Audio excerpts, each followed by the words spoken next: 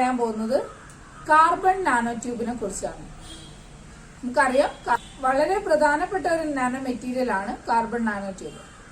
ഇപ്പൊ carbon nano ട്യൂബിന്റെ പ്രത്യേകതകൾ എന്തൊക്കെയാണ്, അതിനെ കൊണ്ടുള്ള ഉപയോഗങ്ങൾ എന്തൊക്കെയാണ്, അതെങ്ങനത്തെ ടൈപ്പ് ഉണ്ട് എന്നുള്ള കാര്യങ്ങളൊക്കെയാണ് നമ്മൾ ഈ ചാപ്റ്ററിൽ അല്ലെങ്കിൽ ഈ ക്ലാസ്സിൽ നോക്കാൻ പോകുന്നത്. So carbon nano tube CNT എന്ന് പറയും. കാർബൺ നാനോ ട്യൂബ് എന്ന് പറഞ്ഞു കഴിഞ്ഞാൽ ഗ്രാഫീൻ ഷീറ്റ് റോൾ ചെയ്തിട്ട് ഒരു സിലിണ്ടറിക്കൽ ഷേപ്പിലേക്കാക്കി മാറ്റിയ ഒരു രൂപമാണ് കാർബൺ നാനോ ട്യൂബിനുള്ളത്. ഗ്രാഫീൻ നമുക്കറിയാം ഒരു ആറ്റം തിക്നെസ് ഉള്ള ഗ്രാഫൈറ്റുകളാണ് നമ്മൾ ഗ്രാഫീൻ എന്ന് പറയാം. ഒരു ആറ്റത്തിന്റെ അത്രയും തിക്നെസ് ഉള്ള ഗ്രാഫൈറ്റിനാണ് ഗ്രാഫീൻ എന്ന് പറയാം. ഗ്രാഫീന്റെ കണ്ടുപിടുത്തത്തിന് നോബൽ പ്രൈസ് ഒക്കെ കിട്ടിയിട്ടുണ്ട്. സോ ആ കാര്യങ്ങളൊക്കെ നമുക്കറിയാം. അപ്പൊ അത്രയും തിക്നെസ് വളരെ കുറഞ്ഞിട്ടുള്ള ആ ഗ്രാഫീൻ ഷീറ്റുകൾ റോൾ ചെയ്തിട്ട് സിലിണ്ടറിക്കൽ ഷേപ്പിലേക്കാക്കി മാറ്റിയതാണ് കാർബൺ നാനോ ട്യൂബ്. ഗ്രാഫീൻ അല്ലെ, ഗ്രാഫീൻ ഓൾമോസ്റ്റ് ഇതിപ്പം അത്യാവശ്യം നല്ല തിക്നെസ് ഉള്ളതാണ്. ഒരു ആറ്റത്തിന്റെ അത്രയും തിക്നെസ് എന്ന് പറയുമ്പോൾ വളരെ മൈന്യൂട്ട് ആയിരിക്കും. അപ്പൊ അങ്ങനെ ഒരു ഗ്രാഫീൻ ഷീറ്റിനെ റോൾ ചെയ്ത്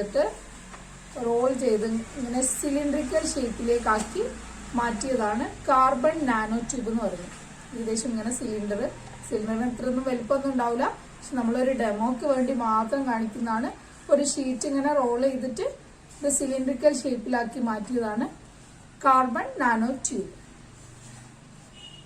carbon nano tube is considered as graphene sheet is rolled into cylindrical shape.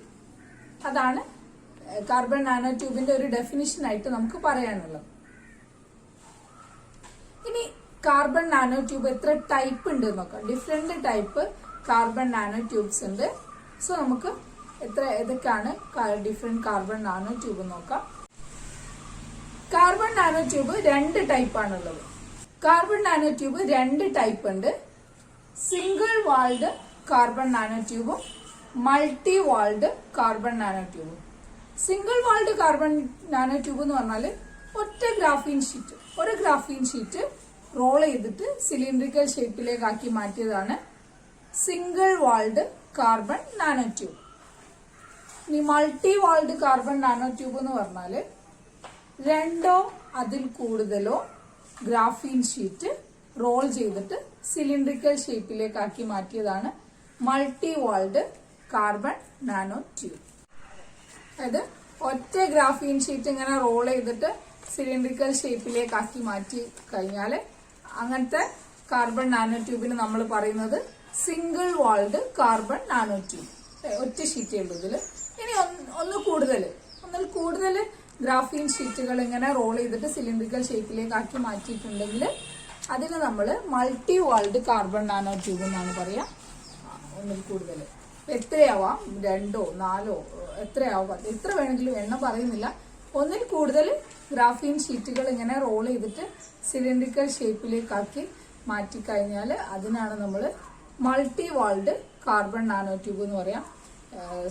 അപ്പൊ ഇവിടെ എന്താന്ന് വെച്ചാല് എല്ലാ ഷീറ്റിന്റെയും അല്ലെങ്കിൽ എല്ലാ സിലിണ്ടറിന്റെയും സെന്റർ സെയിം ആയിരിക്കണം, കോൺസെൻട്രിക് സിലിണ്ടേഴ്സ് ആയിരിക്കണം എന്നുള്ള ഒരു കാര്യമുണ്ട്.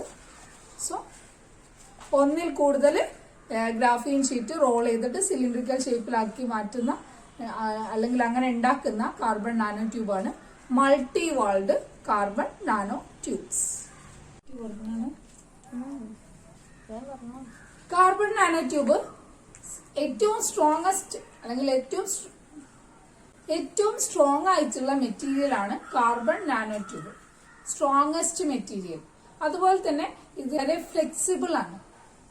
കാർബൺ നാനോ ട്യൂബ് ഏറ്റവും ഫ്ലെക്സിബിൾ ആയിട്ടും ഏറ്റവും സ്ട്രോങ് ആയിട്ടുള്ള ഏക മെറ്റീരിയൽ കാർബൺ നാനോ ട്യൂബാണ്.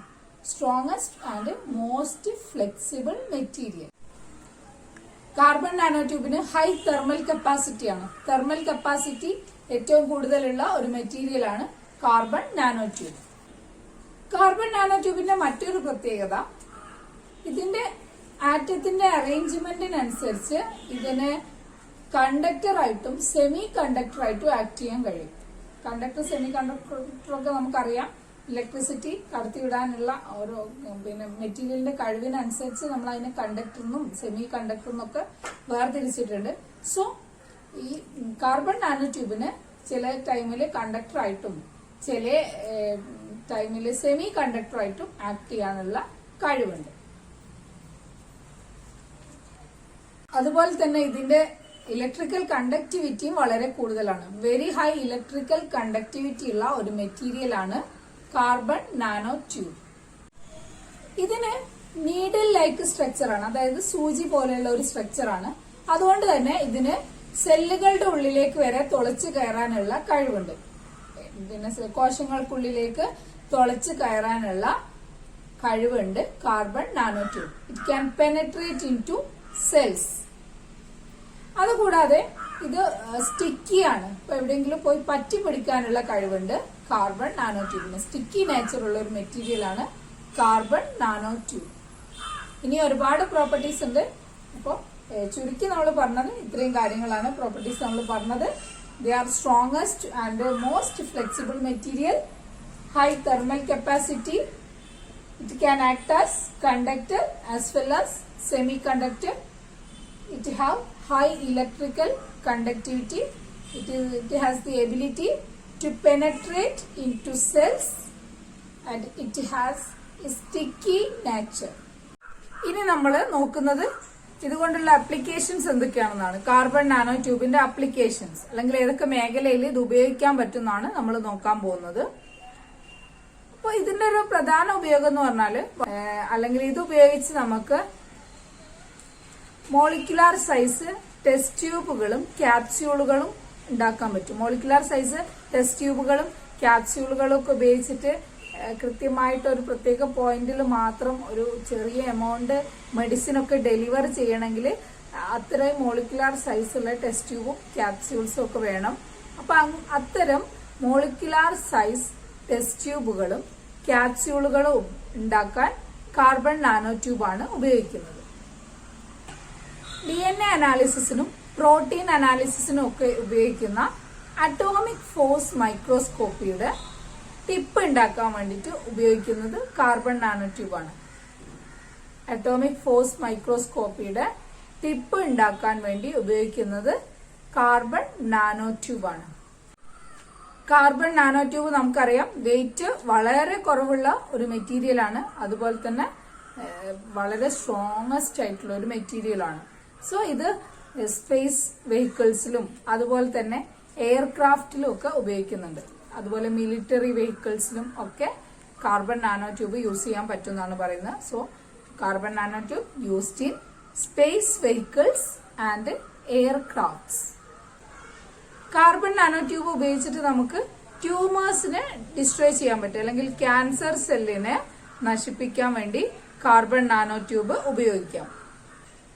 കാർബൺ നാനോ ട്യൂബിന് ഫോട്ടോ ലൂമിനസെൻസ് കപ്പാസിറ്റി ഉണ്ട്.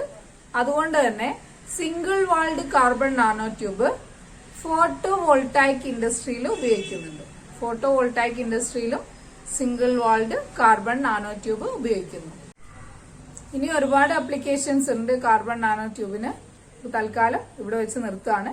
സോ നമ്മൾ പറഞ്ഞത് it act as molecular size test tubes and capsules for drug delivery.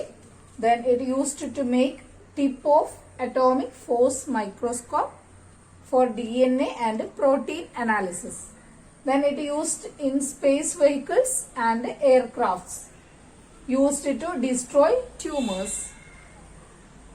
It single wall carbon nanotube is used in photovoltaic industry. ഇത്രയാണ് നമ്മൾ പറഞ്ഞത്. ഇപ്പൊ നമ്മൾ ഇന്ന് പറഞ്ഞ കാര്യങ്ങള് കാർബൺ നാനോ ട്യൂബ് എന്താണെന്ന് പറഞ്ഞു. Carbon nano tube is considered as graphene sheet is rolled into cylindrical shape. Carbon nano tube is of two types, single walled carbon nano tube and multi walled carbon nano tube. In single walled carbon nanotube, one graphene sheet is rolled into cylindrical shape, and in multi-walled carbon nanotube, more than one graphene sheet is rolled into cylindrical shape. Then carbon nanotube inde properties pannu. They are strongest and most flexible materials. It has high thermal capacity. It can act as conductors as well as semiconductor. It has high electrical conductivity than any other materials. Then applications. Carbon nanotube act as molecular size test tubes and capsules for drug delivery. It used to make tip of atomic force microscopy for DNA and protein analysis. It used in space vehicles and aircrafts. It used to destroy tumors. Single walled carbon nanotube is used in photovoltaic industry. So ഇത്രയും കാര്യങ്ങളാണ് നമുക്ക് ഇന്നത്തെ ക്ലാസ്സിൽ ഉള്ളത്. ഇതിൻ്റെ ബാക്കി കാര്യങ്ങൾ നമുക്ക് അടുത്ത ക്ലാസ്സിൽ ഡിസ്കസ് ചെയ്യാം. ഓക്കെ.